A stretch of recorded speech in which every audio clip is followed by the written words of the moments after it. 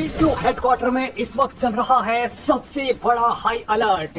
चंद्रयान 3 ने कर दी है चांद के सीने पर उतरने की प्रोसेस स्टार्ट। आज चंद्रयान लगाएगा बड़ी छलांग। इसरो ने कर दिया है बड़ा ऐलान। 23 अगस्त से पहले ही इसरो करने जा रहा है चांद पर सबसे बड़ा खेल।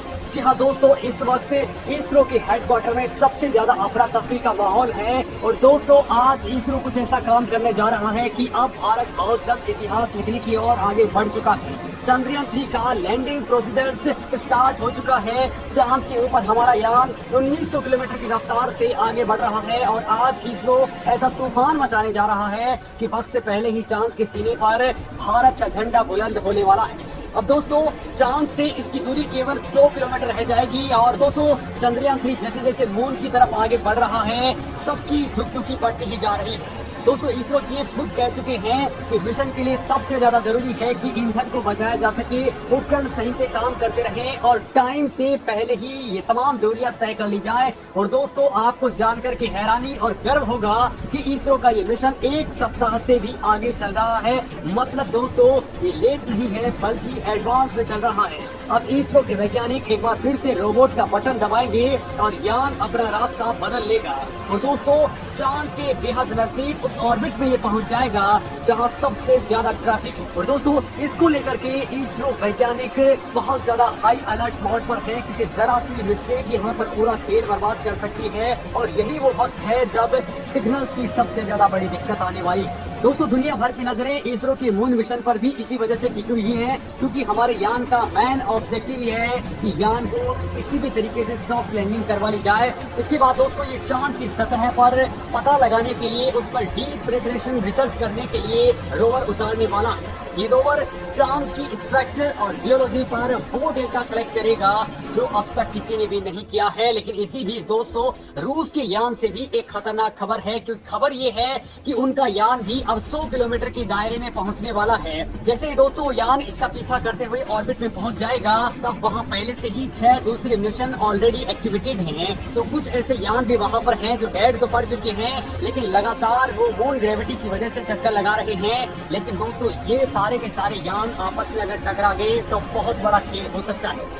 हालांकि दोस्तों, इस मामले में रूस की स्पेस एजेंसी रूस कॉस्मोस पहले ही स्पष्ट कर चुकी है कि उनके और भारत के यान के आपस में टकराने की संभावना ना के बराबर है। लेकिन दोस्तों, ये हो भी सकता है, क्योंकि जब हमारा चंद्रयान 2 छोड़ा गया था तो 3 बार टकराते टकराते बचा था। 3 बार इनके सेंसर्स को बाकायदा डाउन किया गया। गनीमत थी कि सेंसर्स ने सही वक्त पर इंफॉर्मेशन दे दी, लिहाजा एक पूरा काम किया जा सका। नहीं तो दोस्तों, कुछ भी हो सकता था। लेकिन इसी बीच दोस्तों, इसरो ने असली खेल भी स्टार्ट कर दिया है। आज से केवल 9 दिन के भीतर ही ये चांद पर लैंड कर जाएगा, ये शेड्यूल है। लेकिन दोस्तों, इसरो के वैज्ञानिक कह रहे हैं कि 1 सप्ताह पहले भी ये काम हो सकता है। यानी कि दोस्तों, कुछ ही दिनों के अंदर इसरो किसी भी वक्त बड़ा खेल कर सकता है। अगर उसे जरूरत महसूस होती है तो वो किसी भी वक्त यानी 19 तारीख तक भी इसको लैंड करवा सकता है। तो दोस्तों, इस मामले में आज का दिन चंद्रयान 3 के लिए बेहद अहम होने वाला है, क्योंकि आज से 1 महीने पहले ये यान धरती से स्टार्ट हुआ था। तब से लेकर अब तक चंद्रयान 3 ने कई मुश्किलों को पार पाते हुए कई अहम पड़ावों को पार किया है। और अब उस प्रोसेस को स्टार्ट कर दिया गया जब ये चांद के ऊपर भारत का झंडा बुलंद करने वाला है। यानी आजादी से 1 दिन पहले दोस्तों, अब चांद के ऊपर आजादी का बड़ा खेल होने वाला है। चांद पर भारत की टाइमिंग बहुत ज्यादा मायने रखती है, क्योंकि यहाँ पर भारत का चंद्रयान 3 केवल 14 दिन ही काम करेगा। तो ऐसी सिचुएशन में चंद्रयान के लैंडर और रोवर अपने सोलर पैनल से पावर जनरेट नहीं कर पाएंगे। लिहाजा वो यहाँ पर केवल 14 दिन ही, जब उजाला रहेगा तभी पावर जनरेट कर पाएंगे। लेकिन रात के वक्त पावर जनरेशन की पूरी प्रोसेस रुक जाएगी और इस वक्त उनके इक्विपमेंट खराब होने का भी खतरा रहता है। पावर जनरेशन नहीं होगा तो इलेक्ट्रॉनिक्स भयंकर ठंड को नहीं झेल पाते हैं। इस पोजीशन में दोस्तों, उनकी खराबी आने की शुरुआत हो जाती है। लिहाजा भारत केवल रोशनी के वक्त ही यानी 14 दिनों के लिए ही मिशन को डिजाइन कर चुका है।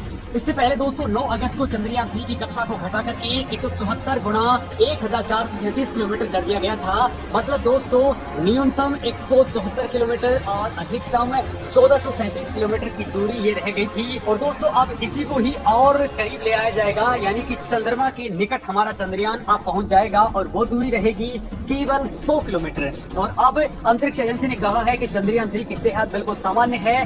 दोस्तों इस पूरे मिशन के दौरान अंतरिक्ष यान यानी चंद्रयान 3 की स्वास्थ्य की जांच और उसकी पूरी की पूरी जो इक्विपमेंट्स हैं उन सब की जांच इसरो अपने टेलीमेट्री ट्रैकिंग और कमांड नेटवर्क के मिशन ऑपरेशन कॉम्प्लेक्स के जरिए कर रहा है। और दोस्तों ये मिशन ऑपरेशन कॉम्प्लेक्स इस वक्त भारतीय डीप स्पेस नेटवर्क, यूरोपीय अंतरिक्ष एजेंसी की ट्रैकिंग नेटवर्क और नासा की JPL डीप स्पेस एंटीना के जरिए निगरानी कर रहा है। साथ ही दोस्तों ऑस्ट्रेलिया, इंडोनेशिया और ब्रुनेई की भी डीप स्पेस नेटवर्क की मदद ली जा रही है। वहीं दोस्तों इसरो चीफ पहले कह चुके हैं कि सारे सेंसर फेल हो जाएंगे, दोनों इंजन भी फेल हो जाएंगे तो भी चंद्रयान 3 का डिजाइन कुछ इस तरह का है कि बस इसके ऑन बोर्ड प्रपोजल सिस्टम में मौजूद सीक्रेट एल्गोरिथम एक्टिवेट रहे और इस दौरान केवल इसका प्रपोजल मॉड्यूल एक्टिवेट रहेगा तो दोस्तों ये पूरा का पूरा खेल कर सकता है। एल्गोरिथम का मतलब है दोस्तों कि वो स्ट्रॉन्ग आर्टिफिशियल इंटेलिजेंस जिसका लॉजिक सिस्टम हमारे यान को सही डायरेक्शन में गाइड करेगा, प्रिसाइज कैलकुलेशन करेगा, चांद की सतह की लेजर स्कैनिंग से मिली डेटा का सेकंड के 96 हिस्से में ही एनालिसिस करके सही लैंडिंग साइट को चूज कर लेगा। वो भी दोस्तों एकदम सही स्पीड में, सही एंगल में, सही टाइम पर और बिल्कुल प्रिसाइज मोड में। उस वक्त दोस्तों थ्रस्टर्स को कितना फ्यूल ऑन करना है, कितनी देर इनको ऑन रहना है, वो भी ये तमाम बातें यही डिसाइड करेगा। मतलब दोस्तों यान को जब हॉरिजॉन्टल से वर्टिकल पोजीशन में लाया जाएगा यानी आखिरी मोमेंट में, तब कोई भी इसरो का वैज्ञानिक वहां कमांड देकर के गाइड नहीं करेगा बल्कि ये एल्गोरिथम ही उस वक्त काम करने वाला है। और दोस्तों इसकी टेस्टिंग इसरो ने कई बार करी है, लिहाजा वहां पर इसको कोई तरह से 100% एक्यूरेसी वाला डेटा मिला।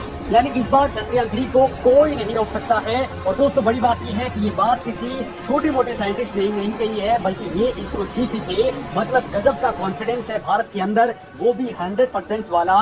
यानी दोस्तों भारत ने 615 करोड़ रुपए का रोबोटिक यान बनाकर के वो खेल कर दिया है जो 2000 करोड़ रुपए का लूना 25 बना करके रूस की एजेंसी रोसकोसमोस भी नहीं कर पाई थी। उनका केवल 50% तक का ही सक्सेस रेशियो है। अब दोस्तों हमारे चंद्रयान का सबसे बड़ा और पहला मकसद ये है कि दक्षिण ध्रुव पर इसकी सॉफ्ट लैंडिंग कर ली जाए और अगर ऐसा होता है तो ये उपलब्धि हासिल करने वाला भारत पहला मुल्क बन जाएगा। दरअसल दोस्तों दक्षिण ध्रुव वो जगह है जहाँ पर आज तक कोई भी नहीं उतर पाया है, कोई भी रोवर नहीं चला पाया है। भारत से चंद्रमा का केवल एक हिस्सा दिखता है जिसे नियर साइड कहा जाता है और जो हिस्सा नहीं दिखता उसे फॉर साइड कहा जाता है। आज तक जितने भी यान चांद पर लैंड हुए वो नियर साइड पर हुए हैं क्योंकि दोस्तों डार्क साइड पर उतरते वक्त उनका कनेक्शन टूटने का डर रहता है, वहाँ सिग्नल्स की बड़ी दिक्कत रहती है। साथ ही दोस्तों वो इलाका ऐसा है जहाँ पर तापमान भी बहुत ज्यादा वेरिएशन में रहता है। लेकिन दोस्तों इसरो को हमेशा इसी तरह के मिशन की आशा रहती है और वो दक्षिण ध्रुव के बिल्कुल पास में उतरने वाला है। और दोस्तों अगर ऐसा भारत कर लेता है तो भारत यहाँ पर इतिहास रच देगा।